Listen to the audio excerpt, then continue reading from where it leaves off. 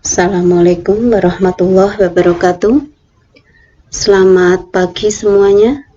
Kita akan masuk ke bab 4 kelas 11 ekonomi, indeks harga dan inflasi.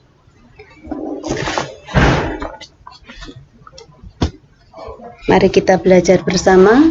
Semoga ilmu yang akan kita dapatkan bermanfaat. Kita mulai, kita perhatikan, ini adalah salah satu gambar saja. Kalau kita bayangkan indeks harga dan inflasi, indeks ini adalah perbandingan angka harga, jadi angka yang membandingkan harga dari tahun sebelumnya ke tahun yang akan datang. Nanti kita akan pelajari di bab berikutnya. Ini hanya sekilas saja. Pada prinsipnya harga sangat dekat dan erat sekali dengan inflasi. Karena kenaikan harga, maka dikatakan itu adalah sebuah keadaan yang inflasi. Inflasi pada tingkat yang tinggi merupakan penyakit bagi perekonomian suatu negara. Karena harapannya sebuah negara ini tidak mengalami inflasi yang terlalu tinggi. Meskipun kita sangat menghargai atau sangat menerima jika inflasi itu dalam kondisi ringan atau kenaikannya hanya sedikit saja.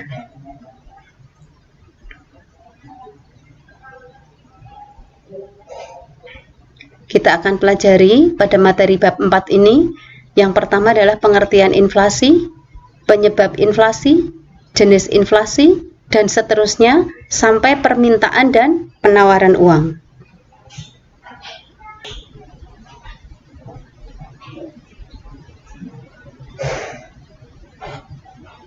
Oke. Inflasi bukan hal yang asing lagi di dalam pembahasan ekonomi di Indonesia, tetapi salah satu masalah ekonomi yang cukup diamati dan diselesaikan jika inflasi itu terlalu tinggi. Berbagai atau beberapa cara pemerintah untuk mengatasi inflasi. Oke, kita mulai dari pengertian inflasi dulu. Pengertian inflasi adalah suatu keadaan di mana terjadi peningkatan harga barang-barang secara umum dan terus-menerus dalam waktu yang relatif lama. Relatif lama ini adalah diprediksi dalam satu periode, diperkirakan dalam satu periode, yaitu adalah 1 tahun. Kita perhatikan nilai mata uang menurun akibat adanya kenaikan harga. Otomatis ya, kalau ada kenaikan harga, maka nilai mata uang itu bisa dianggap menurun. Kenapa? Karena katakanlah dari harga 10.000 waktu itu bisa mendapatkan 10 kilo, katakanlah gitu ya, 10 tahun yang lalu, tetapi pada saat sekarang maka 10.000 itu hanya bisa mendapatkan 1 kilo beras misalnya. Kita lanjutkan.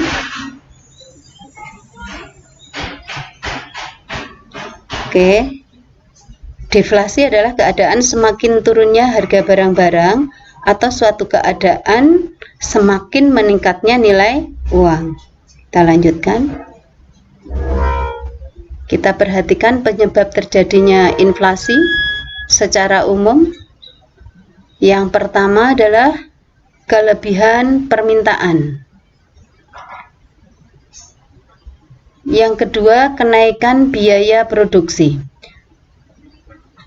Yang ketiga, pencetakan uang baru oleh pemerintah. Yang keempat, lambatnya produksi barang tertentu.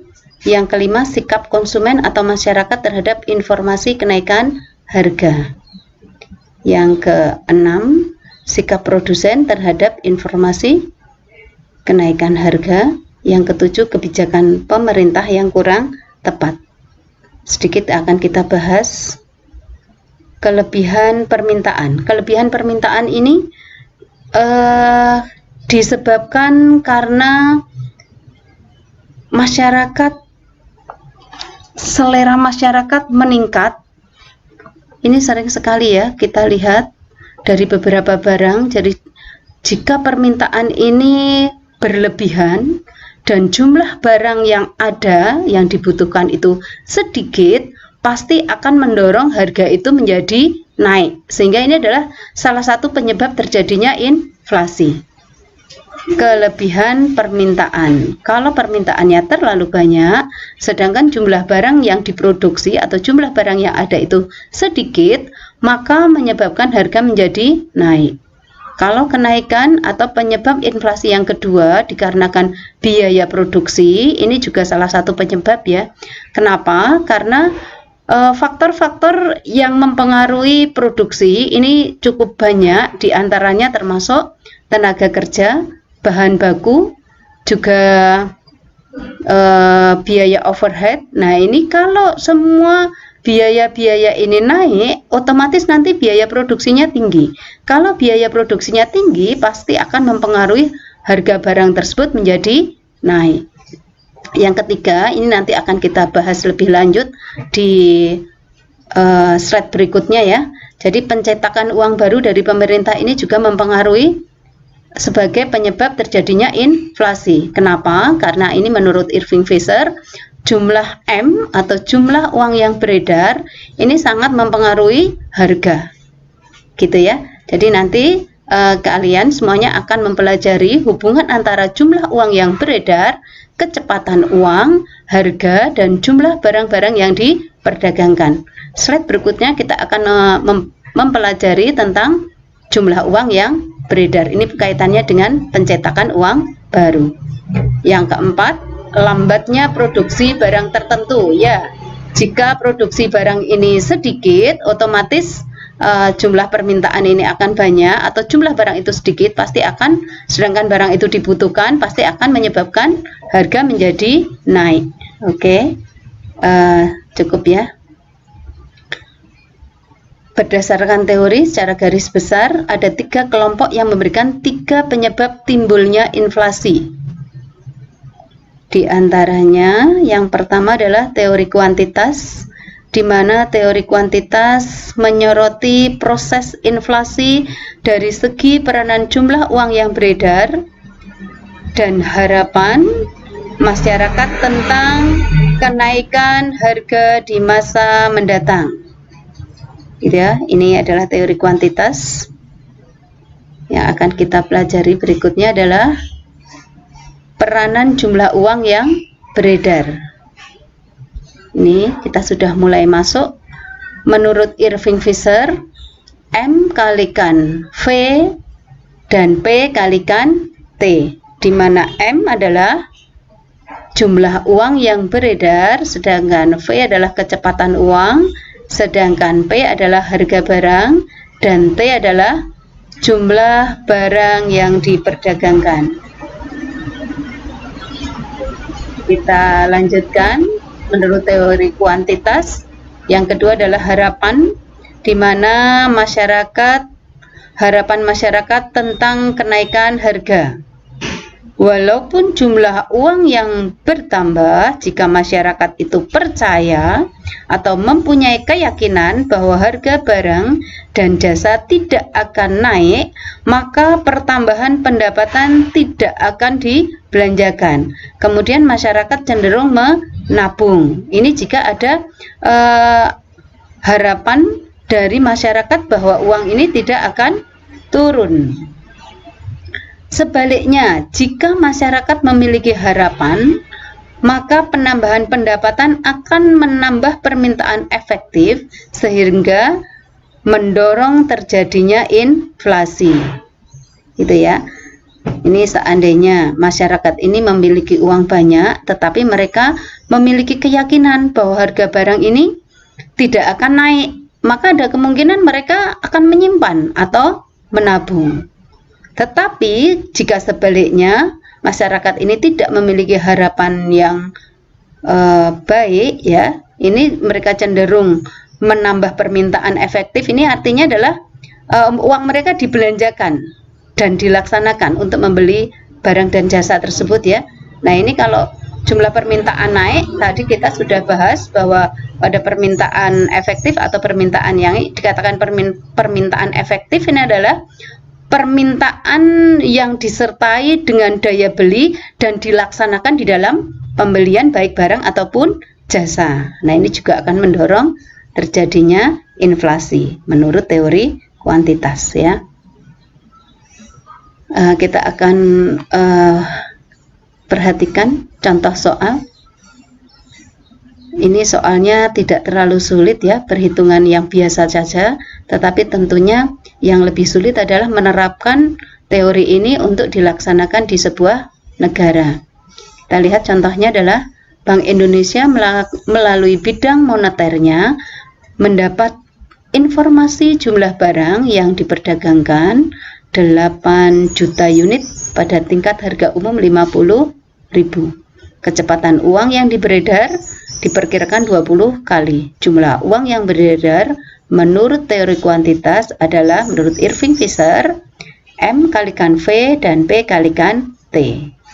Nah, ini kita lihat jumlah uang yang beredar adalah 20M. Ini perhitungan biasa ya, perkalian biasa. Saya yakin kalian semuanya sudah bisa. Tetapi yang paling penting adalah bagaimana agar P ini bisa terkendali. Berapa jumlah uang yang beredar sebaiknya, gitu ya. Dan pengaruhnya berapa kecepatannya dan berapa trade-nya, berapa jumlah barang yang diperdagangkan. Pasti nanti akan mempengaruhi P. Nah, yang bisa kita kendalikan atau pemerintah kendalikan adalah pada jumlah uang yang beredar.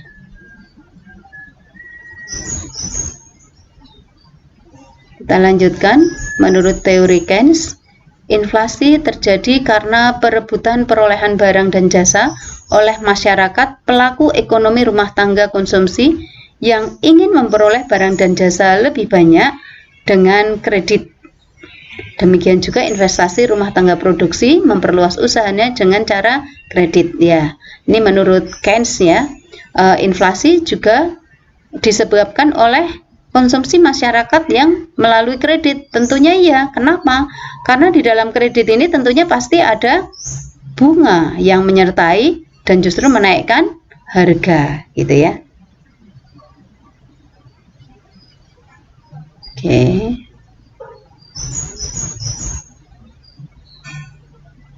Cukup ya, contohnya bisa dibaca sendiri. Kita lanjutkan. Penggolongan inflasi berdasarkan tingkat keparahannya.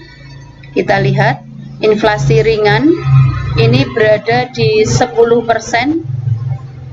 Berada di 10%, jadi ini belum mengganggu kegiatan perekonomian. Masih mudah dikendalikan. Posisi yang ringan ini membuat produsen ini cenderung bergairah atau bersemangat untuk memproduksi karena harganya tidak terlalu rendah. Ini adalah inflasi ringan sehingga tidak mengganggu kegiatan perekonomian dan mudah dikendalikan. Masyarakat pun juga masih bisa menerima karena kenaikan harga hanya sedikit. Kemudian yang inflasi sedang ini berada di 10% sampai 30%. Ini juga belum membahayakan tetapi sudah menurunkan kesejahteraan masyarakat. Tentunya yang berpenghasilan tetap, gitu ya. Mungkin biasanya dari gaji 1 bulan itu, katakanlah sisa tabungannya bisa 1 juta.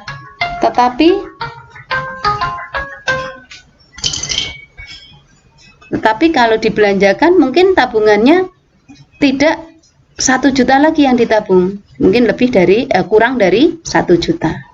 Gitu ya, sehingga ini tingkat kesejahteraannya sudah mulai menurun. Kemudian inflasi berat ini berada di 30% sampai 100%. Ini sudah mulai mengacaukan perekonomian karena orang cenderung enggan menabung dan lebih senang menyimpan barang. Ini sudah mulai berat ya, ini sudah sulit dikendalikan. Semoga kita tidak berada di kondisi ini. Lebih berat lagi adalah inflasi yang sangat atau dikatakan hiperinflasi, inflasi yang cukup parah.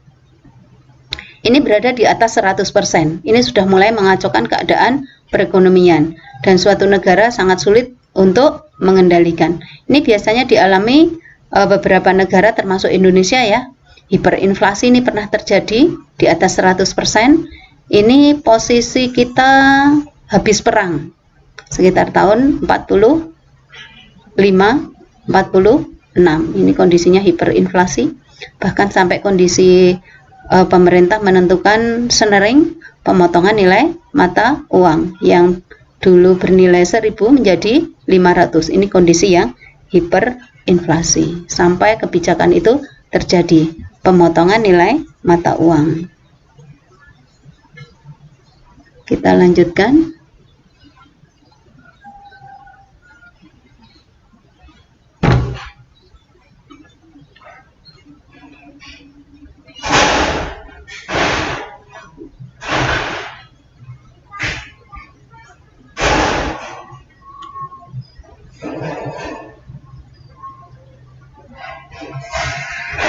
Penggolongan inflasi berdasarkan penyebab awalnya terjadinya inflasi.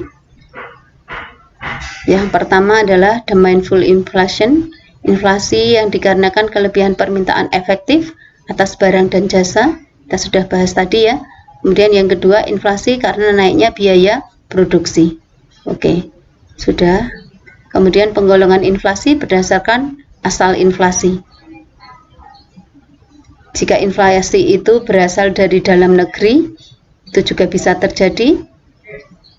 Dan inflasi yang berasal dari luar negeri. Biasanya jika suatu negara itu terjadi inflasi yang berasal dari luar negeri, ini adalah sebuah negara yang banyak sekali menggantungkan bahan baku untuk pembuatan produksi.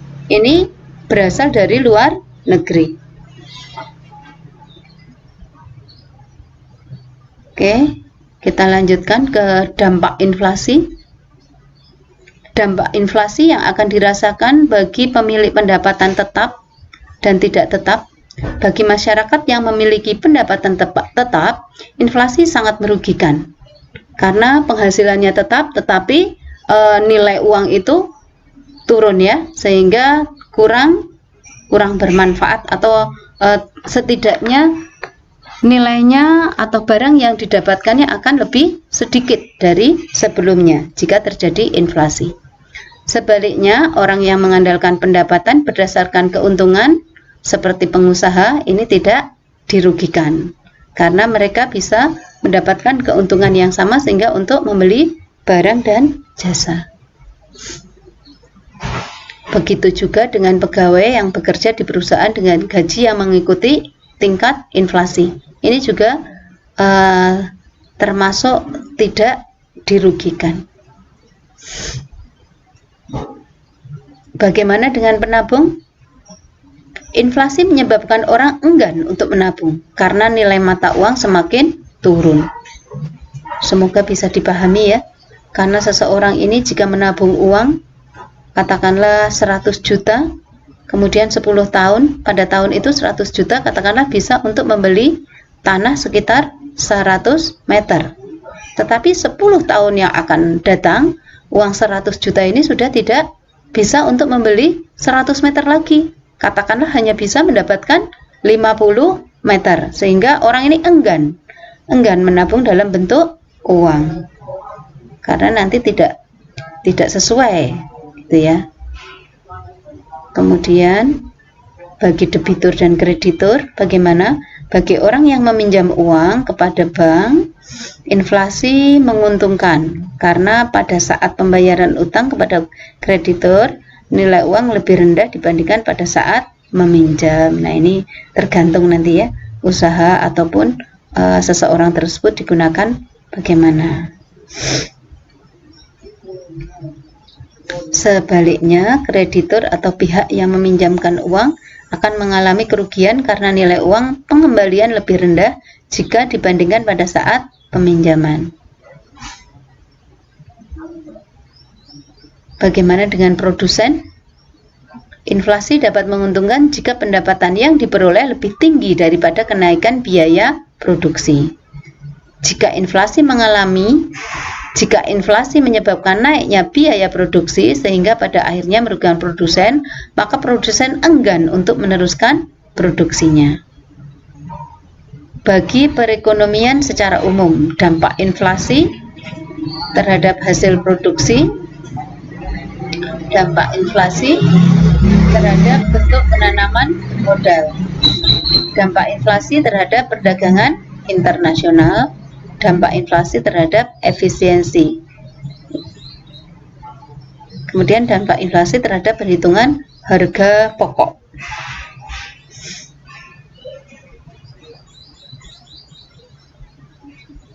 Bagaimana cara mengatasi inflasi? Yang pertama adalah kebijakan diskonto. Ini sudah pernah kita bahas di kelas 10 ya. Kemudian operasi pasar terbuka, nanti juga akan kita bahas lagi di slide berikutnya. Menaikkan atau menurunkan cash ratio, kebijakan pengaturan kredit atau pembiayaan. Tentunya yang diutamakan adalah kredit yang produktif, sehingga bank pasti akan melakukan dengan cara yang selektif. Mengatasi inflasi melalui kebijakan fiskal. Kita akan mengulang ya, di kelas 10 sebetulnya sudah, tapi di kelas 11 kita akan mengulang lagi, di mana mengatur penerimaan dan pengeluaran pemerintah, menaikkan taraf pajak, mengadakan pinjaman pemerintah. Kemudian yang ketiga adalah kebijakan non-moneter atau kebijakan real, termasuk peningkatan produksi, kebijakan upah, pengendalian harga dan distribusi produksi. Oke, kita lanjutkan pengertian indeks harga konsumen. Indeks harga adalah alat yang dijadikan ukuran untuk mengetahui perubahan-perubahan harga yang dinyatakan dengan angka. Angka indeks yang biasa digunakan sebagai indikator inflasi adalah indeks harga konsumen atau biasa disebut dengan Consumer Price Index. Secara sederhana, IHK merupakan perbandingan antara harga dan suatu paket komoditas dari suatu kelompok barang atau jasa pada periode waktu terhadap harga pada periode yang telah ditentukan. Jadi perbandingan ini dari harga tahun sebelumnya. Misalnya saja IHK akan menghitung indeks harga konsumen dari tahun 2019 dan tahun 2020. Maka akan diperbandingkan menggunakan 2 tahun tersebut. Atau indeks harga perbandingan dari tahun 2018 dan 2019. Ini IHK per tahun. Gitu ya. IHK per bulan bisa, tergantung bagaimana kita akan menghitung, bisa berdasarkan tahun ataupun bulan. Jadi IHK mengubah harga berbagai barang dan jasa menjadi sebuah angka indeks tunggal yang mengukur seluruh tingkat harga. Ya, ini berkaitan dengan kenaikan harga ya. Seberapa besar nanti inflasi yang akan terjadi dari tahun yang akan dihitung dengan tahun sebelumnya. Di dalam IHK, harga yang digunakan adalah harga barang-barang konsumsi yang bukan merupakan harga barang dagangan yang dijual belikan. Barang-barang konsumsi tersebut dikelompokkan mulai dari bahan makanan, pakaian, dan berbagai macam barang dan jasa. Nah, di sini ada contoh ya. Contoh menghitung inflasi dan indeks harga. Laju inflasi adalah indeks harga periode ini dikurangi indeks harga periode yang lalu. Ini kalau kita contohkan, di sini indeks harga periode ini adalah tahun 2020. Sedangkan tahun yang lalu adalah indeks harga pada tahun 2019. Misalnya demikian. Atau tahun 2000, indeks harga tahun 2018 dikurangi indeks harga 2017 dibagi indeks harga tahun 2017, gitu ya. Kita lanjutkan. Kita perhatikan indeks harga konsumen. Ini adalah indeks harga yang paling sederhana, di mana sigma PN untuk indeks harga konsumen adalah jumlah sigma PN dibagi sigma P0 kali 100. Di sini kita lihat jumlah PN-nya. PN adalah harga tahun yang akan dihitung. Kebetulan tahun yang akan dihitung adalah 2018. Kemudian dibagi sigma P0. Sigma P0 adalah tahun sebelumnya. Kebetulan di sini akan kita hitung adalah 2017. Jadi IHK jumlah PN-nya adalah 1.500 dibagi jumlah P0 adalah 1.300 kali 100, maka IHK ketemu 115,38. Jadi harga tahun 2018 mengalami kenaikan sebesar 115,38 dikurangi 100. Kenaikannya berapa? 15,38% ya, 15,38%. Perhitungan indeks juga dapat dilakukan dengan rumus Laspeyres. Ya. Indeks Laspeyres, kita perhatikan, indeks ini adalah banyak menggunakan tahun dasar atau tahun sebelumnya.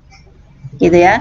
Di mana dia banyak menggunakan Q0, P0 dan Q0. Jadi kita lihat IL adalah indeks harga Laspeyres, PN adalah harga tahun yang akan dihitung, sedangkan P0 adalah harga tahun sebelumnya, G0 adalah konsumsi barang tahun sebelumnya. Kita lihat, kebetulan di contoh adalah harga tahun 2002. Ini berarti P0 ya. Kemudian harga tahun 2003. Ini adalah PN-nya. Sedangkan jumlah tahun 2002 ini Q0, sedangkan tahun jumlah 2003 ini adalah QN. Kita perhatikan untuk indeks Laspeyres ini banyak menggunakan rumusnya adalah sigma PN kalikan Q0. Mari kita kalikan dulu. PN-nya adalah 220 kalikan Q0-nya adalah 50, maka total 11.000. Kemudian barang B 140 kalikan 40 adalah 5.600. Kemudian barang C adalah 100 kalikan 110.000. Sigma PN Q0 adalah 26.600. Kita perhatikan lagi, P0 kalikan Q0 200 kalikan 50 adalah 10.000, 125 kalikan 40 adalah 5.000, 50 kalikan 100 adalah 5.000. Maka jumlah dari P0 Q0 adalah 20.000. Kita perhatikan indeks Laspeyres 26 sigma PN Q0 26.600 dibagi sigma P0 Q0 sebanyak 20.000 kali 100, maka indeks Laspeyres adalah 133, gitu ya.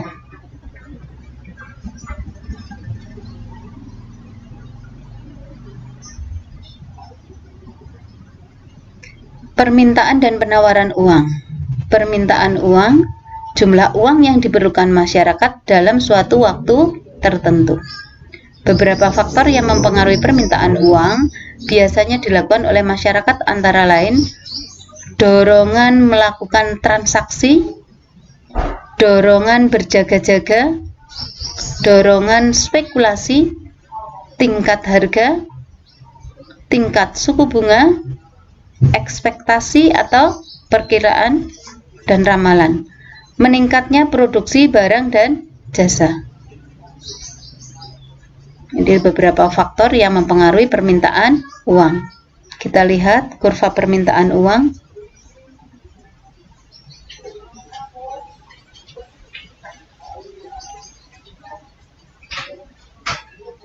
kurva permintaan uang untuk motif transaksi. Ini digambarkan jika pendapatan Y 0, maka jumlah uang yang beredar untuk bertransaksi otomatis M-nya adalah M0. Tetapi jika ada kenaikan pendapatan menjadi Y1, berarti pendapatannya bertambah, otomatis jumlah uang yang beredar pun bertambah menjadi M1. Sangat signifikan ya. Pendapatannya bertambah, maka jumlah uang yang beredar pun bertambah. Kita lanjutkan kurva permintaan uang untuk motif berjaga-jaga. Sama ya. Sama. Pada prinsipnya, pada awalnya jika tidak punya pendapatan, maka uang berjaga-jaga ini pun juga Y0, maka M-nya juga M0. Tetapi jika ada pendapatan menjadi Y1, maka ada kemungkinan jumlah uang yang beredar pun bertambah menjadi M1. Juga signifikan, otomatis seseorang ini pun memiliki jumlah uang untuk berjaga-jaga sesuai dengan pendapatan yang dia miliki.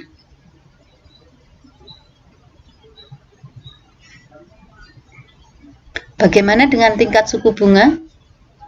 Kurva permintaan menurut motif spekulasi. Pada saat tingkat suku bunga ini 0, ya, pada saat tingkat suku bunga 0, maka jumlah uang yang beredar pada posisi M0.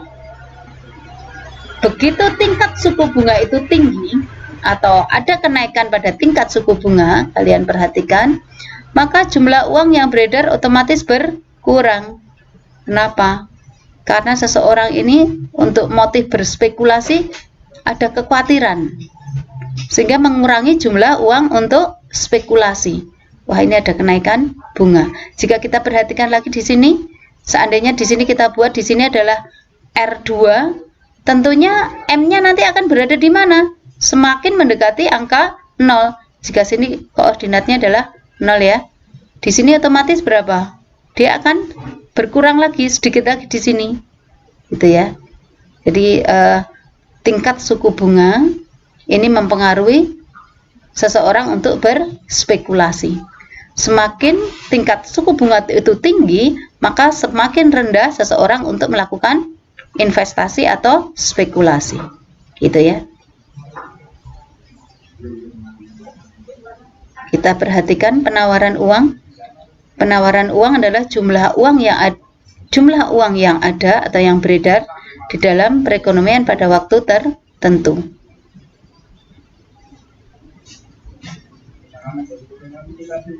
Beberapa faktor yang mempengaruhi penawaran uang biasanya berasal dari pihak perbankan, antara lain yang pertama adalah kebijakan bank sentral, di mana kebijakan pasar terbuka ini bank akan mengatur berapa jumlah uang yang beredar untuk mengendalikan perekonomian yang stabil. Kebijakan pasar terbuka, bank sentral dengan membeli surat berharga ini akan menambah jumlah uang yang beredar dengan harapan meningkatkan daya beli masyarakat. Atau jika menjual surat berharga, maka mengurangi jumlah uang yang beredar dengan harapan menekan harga agar tidak naik. Jadi kebijakan bank sentral ini dilakukan ada dua cara. Apakah bank sentral ini di dalam kebijakan pasar terbuka, apakah akan membeli surat berharga atau menjual surat berharga? Ini kondisi ini akan dilihat. Jika bank sentral merasa jumlah uang yang beredar di masyarakat itu terlalu banyak, maka pemerintah tentunya akan menjual surat berharga untuk mengurangi jumlah uang yang beredar. Tetapi jika bank sentral atau pemerintah melihat daya beli masyarakat ini rendah, kemudian produsen ini lesu, jumlah uang yang beredar terlalu sedikit, tentunya bank sentral akan melakukan penambahan jumlah uang yang beredar. Ini dilakukan dengan cara apa? Dengan membeli surat berharga. Membeli surat berharga ini bentuknya seperti apa? Biasanya pemerintah atau bank sentral ini menggunakan surat berharga bermacam-macam ya, bentuknya bisa saham ataupun obligasi. Misalnya saja salah satu contohnya adalah sertifikat Bank Indonesia. Ini sering sekali dijual belikan oleh bank sentral, gitu ya. Kita bisa mempelajari ini di kelas 10 sebetulnya sudah, yaitu tepatnya di pasar modal. Oke, kita lanjutkan. Bagaimana kebijakan moneter bank sentral untuk mengendalikan uangnya dengan cara kebijakan diskonto, yaitu dengan cara menaikkan atau menurunkan tingkat suku bunga, gitu ya. Jika kalau kaitannya dengan bunga, ini tadi sudah kita bahas berkaitan dengan spekulasi. Kalau berkaitan dengan spekulasi berarti ada kaitannya dengan investor atau produsen. Jika produsen ini lesu atau kurang memiliki modal, ada kemungkinan pemerintah nanti akan menurunkan tingkat suku bunga. Tetapi kalau dirasa jumlah uang yang beredar ini terlalu banyak dan produsen sudah sangat bagus, ada kemungkinan R atau tingkat suku bunga bisa dinaikkan kembali. Jadi posisi kebijakan diskonto ini melihat kondisi perekonomian yang ada di dalam sebuah negara, gitu ya. Jadi bisa dinaikkan atau diturunkan. Prinsipnya jika menurunkan tingkat suku bunga, harapannya produsen akan lebih semangat lagi untuk berproduksi dan berani berspekulasi, gitu ya. Seperti saat sekarang ini, kondisi pandemik seperti ini, produsen termasuk lesu, pemerintah menurunkan tingkat suku bunga. Untuk apa? Untuk kembali menggiatkan produsen yang berproduksi. Bagaimana dengan kebijakan cadangan kas? Kas yang ada di bank ini juga dikondisikan apakah akan dinaikkan ataukah akan diturunkan cadangan kas. Ini berkaitan juga dengan jumlah uang yang beredar. Kalau kas yang di bank ini dinaikkan, otomatis jumlah uang yang beredar akan berkurang. Tetapi jika cadangan kas ini diminimumkan, otomatis jumlah uang yang beredar juga akan bertambah menjadi banyak. Tentunya dengan tujuan menstabilkan perekonomian, gitu ya. Kebijakan kredit selektif dan kredit longgar. Tentunya yang diberikan kredit ini adalah untuk produksi, gitu ya. Kredit longgar ini berkaitan dengan beberapa produsen yang sudah mulai lesu, sehingga ada penurunan kredit, sehingga agar produsen ini berani untuk berspekulasi dan memproduksi kembali. Dengan kaitannya adalah tentunya dengan kesejahteraan.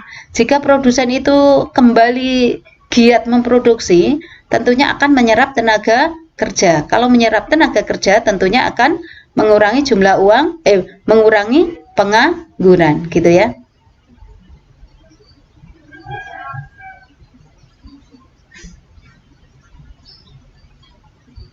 Tingkat pendapatan masyarakat ini juga salah satu faktor mempengaruhi penawaran uang, tingkat harga dan selera masyarakat.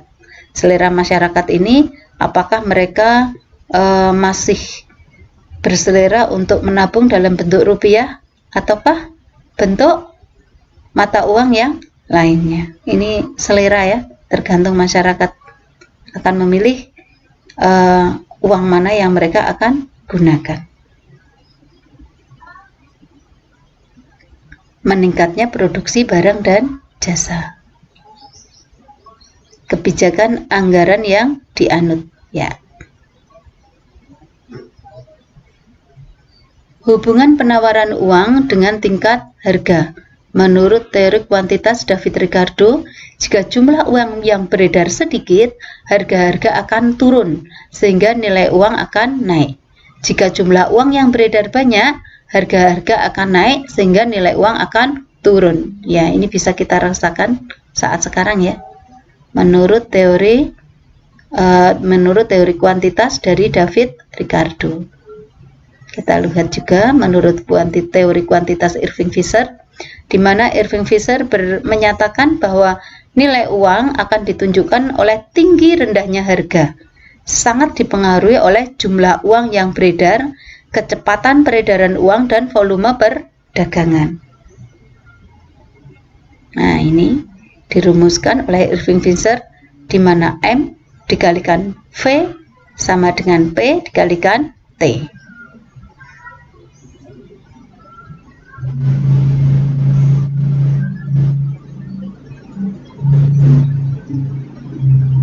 Teori persediaan kas oleh Alfred Marshall, di mana perubahan dalam penawaran uang atau jumlah uang yang beredar akan menimbulkan perubahan harga-harga yang sama tingkatnya.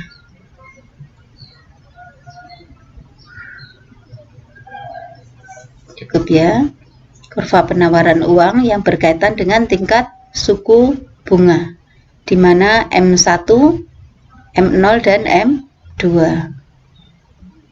Banyak sedikitnya penawaran uang atau jumlah uang yang beredar ditentukan oleh pemerintah melalui bank sentral dan jumlahnya tetap dalam jangka waktu tertentu. Oleh karena itu, kurva penawaran uang merupakan kurva inelastis sempurna yang berbentuk garis lurus tegak. Oke, kita belajar sedikit tentang M1 dan M2. M1 meliputi uang kartal yang dipegang oleh masyarakat ya. Uang kartal ini adalah uang yang digunakan oleh kita semua saat kita membeli barang-barang, baik itu di pasar, di swalayan. Uang yang kita miliki itu adalah uang kartal. Sedangkan uang giral ini adalah uang yang masih berbentuk berupa surat berharga yang tidak bisa langsung digunakan untuk transaksi. Harus kita cairkan dulu, bisa melalui bank ataupun lembaga keuangan yang lainnya yang ditunjuk gitu ya. Bagaimana dengan M2? M2 meliputi M1 juga uang kuasi. Apa itu uang kuasi? Uang kuasi adalah mencakup baik tabungan, simpanan berjangka dalam rupiah, dan valuta asing atau falas, serta giro dalam bentuk falas, dan surat berharga yang diterbitkan oleh sistem moneter yang dimiliki baik sektor swasta dan domestik gitu ya.